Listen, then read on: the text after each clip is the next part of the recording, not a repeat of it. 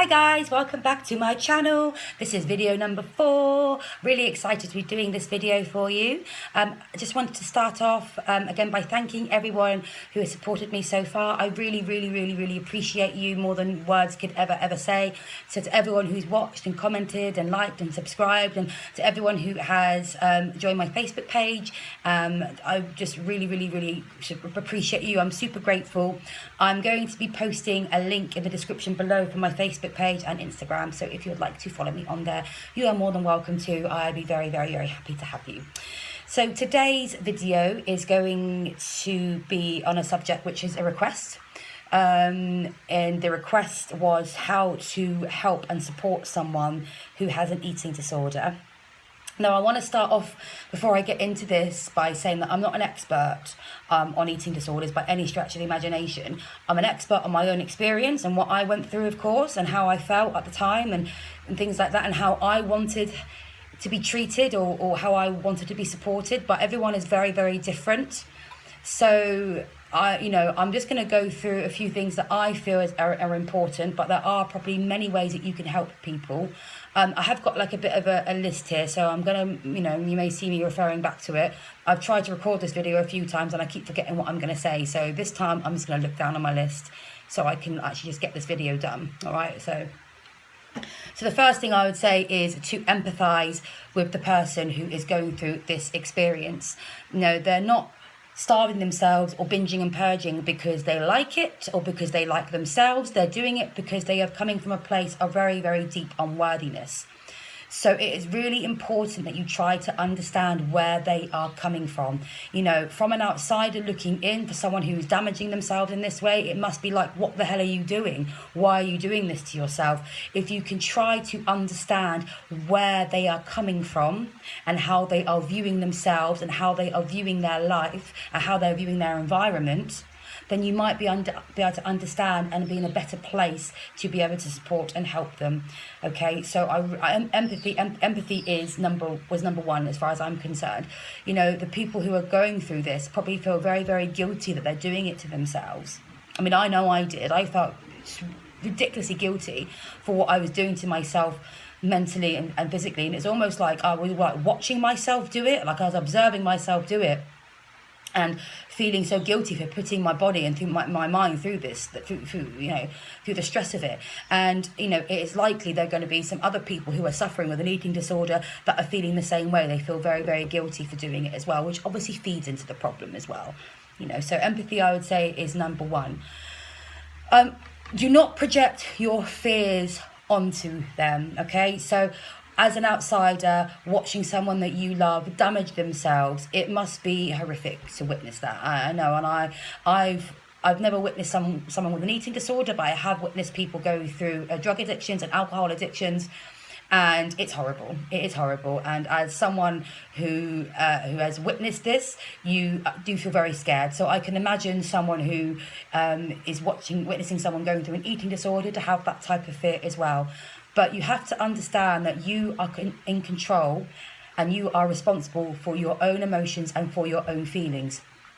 So yes, watching someone go through this and hurt themselves is going to be triggering you. I have no doubt about that. It's going to be triggering fear, and you're going to be really scared for them, and you're going to maybe be a bit angry, you're going to be upset, but you are responsible for how you feel. Do not project your fears onto the person in question, because it's not going to help.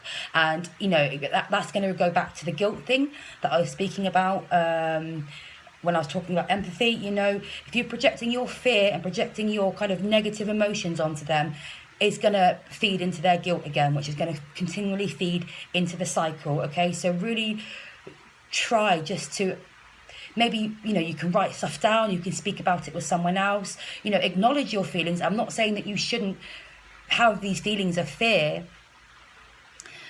but try not to project it onto the person.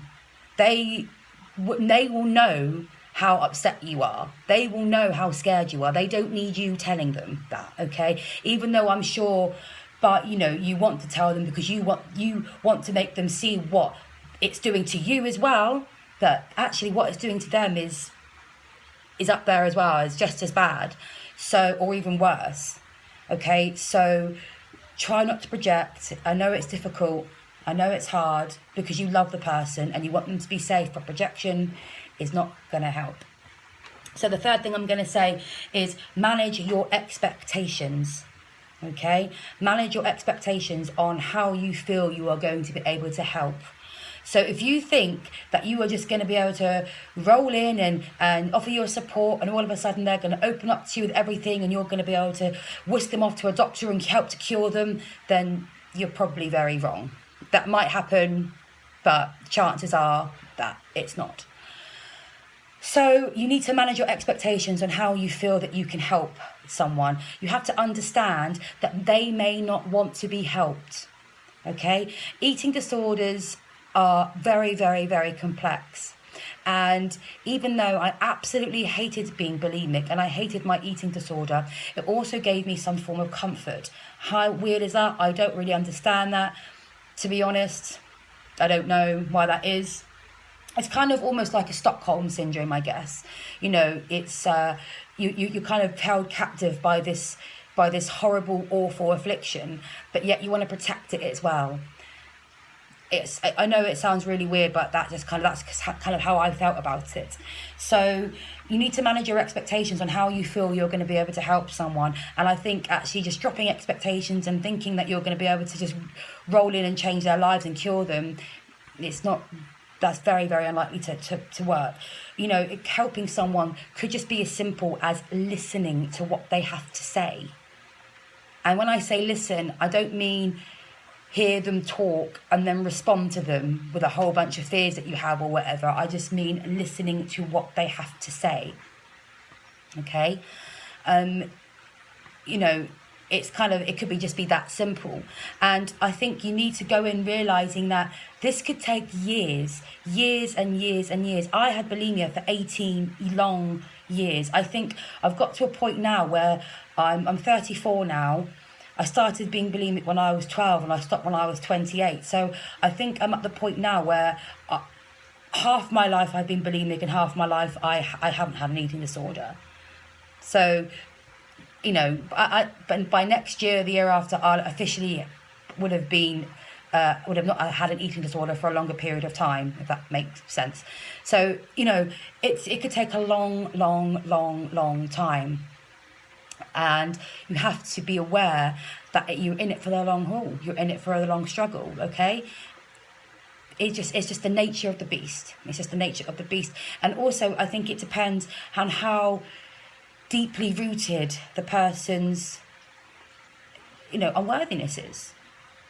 And, you know, it could be so deep that, you know, some people never fully recover from an eating disorder. And I remember when I was really sick, thinking that I was never going to recover, that I thought I was going to have this for the rest of my life. And I just thank the universe and myself, of course, for that that's not the case.